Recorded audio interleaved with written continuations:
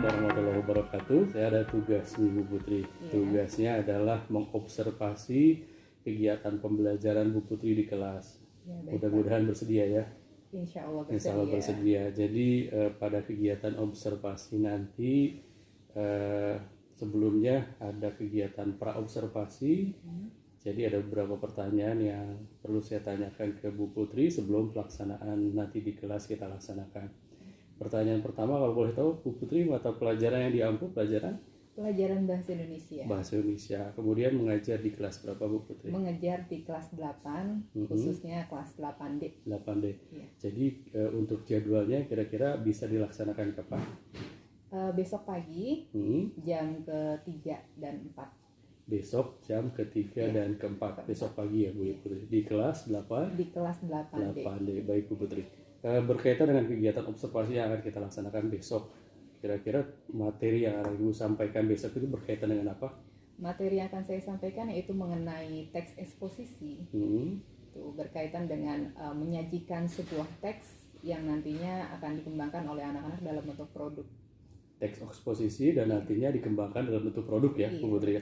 Kemudian tujuan pembelajaran yang akan dicapai pada kegiatan pembelajaran yang akan besok dilaksanakan? Tujuan pembelajarannya yaitu menyajikan teks eksposisi, dengan memperhatikan struktur dan kaidah kebahasaan secara tertulis dan lisan. Secara tertulis dan lisan. Baik. Nah, kemudian area pengembangan yang hendak dicapai dari kegiatan besok. Areanya yaitu pertama melalui dengan proses, kemudian konten dan produk.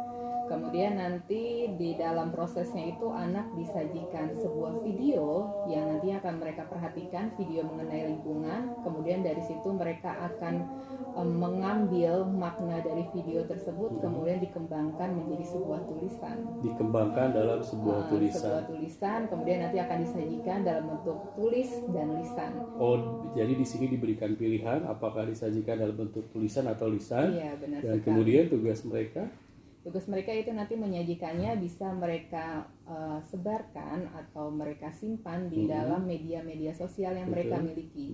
Seperti Instagram atau blog. Di sini ada pilihan ya. Ada pilihan. Mereka boleh memasukkannya ke dalam media sosial yang mereka miliki dan tidak dibatasi. Tidak dibatasi. Kemudian strateginya apa nih yang sudah dipersiapkan?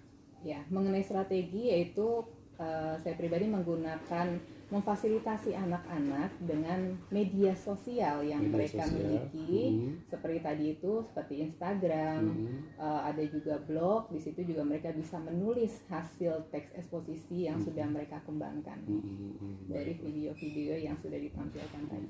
Baik, sepertinya akan menarik proses pembelajaran besok yang akan dilaksanakan. Dan mohon izin, saya besok akan ada di kelas Ibu untuk melakukan observasi. Dan mudah-mudahan bisa jadi pembelajaran buat saya juga. Terima kasih Bu Putri. Sampai ketemu besok. Assalamualaikum warahmatullahi wabarakatuh. Waalaikumsalam.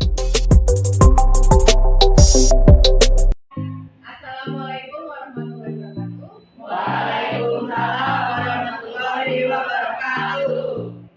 Sebelum kita mulai pembelajaran pada pagi hari ini, baiknya kita berdoa terlebih dahulu. Tolong ketua kelas dipimpin untuk berdoa. Bagaimana kabar kalian hari ini? Alhamdulillah, Bu. Sehat? Sehat. Masih semangat nggak pagi-pagi? Masih. Sekarang Ibu mau lihat teman kalian masuk semua. Coba membacakan dulu kompetensi dasar yang akan kita pelajari saat ini, yaitu 3.6. Menelaah struktur, unsur kebahasaan, dan aspek lisan. Sekarang silakan kalian duduk secara berkelompok, kemudian nanti akan Ibu bagikan LKPD-nya.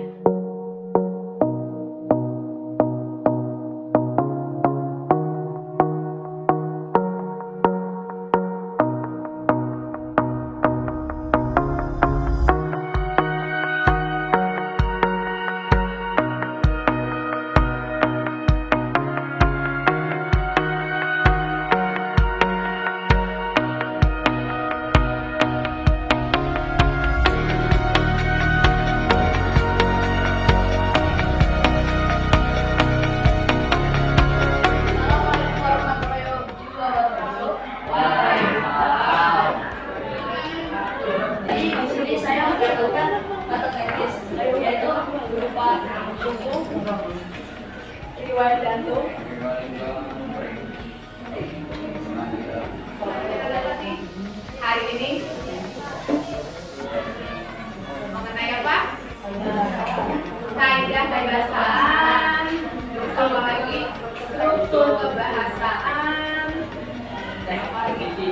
Teks eksposisi. Berarti kalian sudah paham ya, murid? Assalamualaikum warahmatullahi wabarakatuh. Waalaikumsalam warahmatullahi Ketemu lagi wabarakatuh. setelah Ibu melaksanakan kegiatan pembelajaran Iya, Pak. dan saya sudah mengobservasi dari kegiatan pembelajaran Ibu laksanakan tadi. Iya, benar. Dan saya berikan applause buat Ibu karena pembelajarannya saya lihat cukup menarik. Anak-anak kasih juga banyak, keterlibatannya sangat luar biasa Terima dan kasih. sepertinya anak-anak cukup senang dengan pembelajaran yang Ibu laksanakan. Iya. Kira-kira strategi pengembangan yang sudah Ibu lakukan pada pembelajaran yang Ibu laksanakan seperti apa?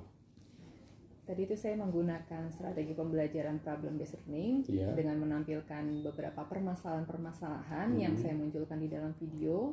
Kemudian dari video tersebut anak mencerna baik-baik, kemudian mengimplementasikannya dalam bentuk tulisan. Betul. Jadi problem based learning di mana anak diberikan beberapa contoh video tadi ya Bu ya. Iya, betul. Bagaimana strategi pembelajaran berdiferensiasi yang Ibu lakukan tadi?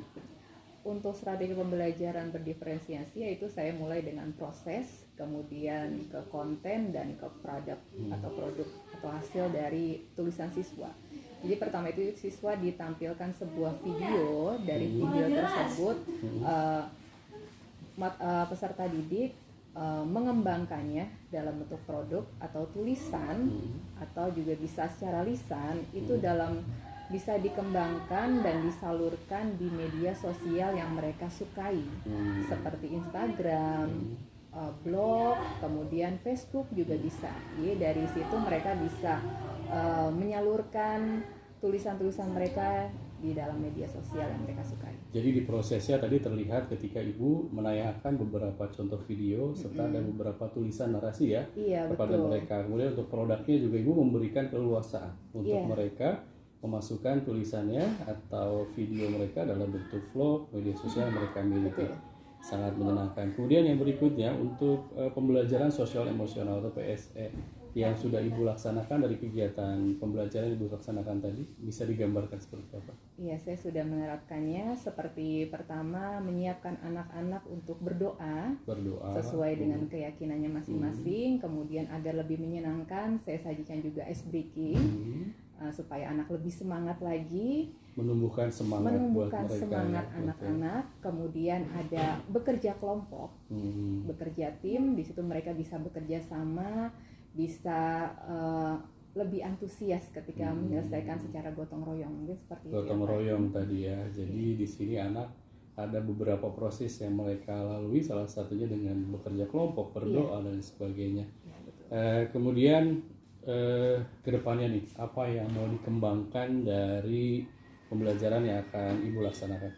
Untuk kedepannya saya akan berusaha untuk meningkatkan pembelajaran yang lebih menyenangkan, untuk peserta didik dan memfasilitasi peserta didik melalui pembelajaran berdiferensiasi sesuai dengan kesukaan mereka masing-masing. Kesukaan mereka, gaya belajar Gaya mereka. belajar ya, mereka betul. masing-masing. Baik.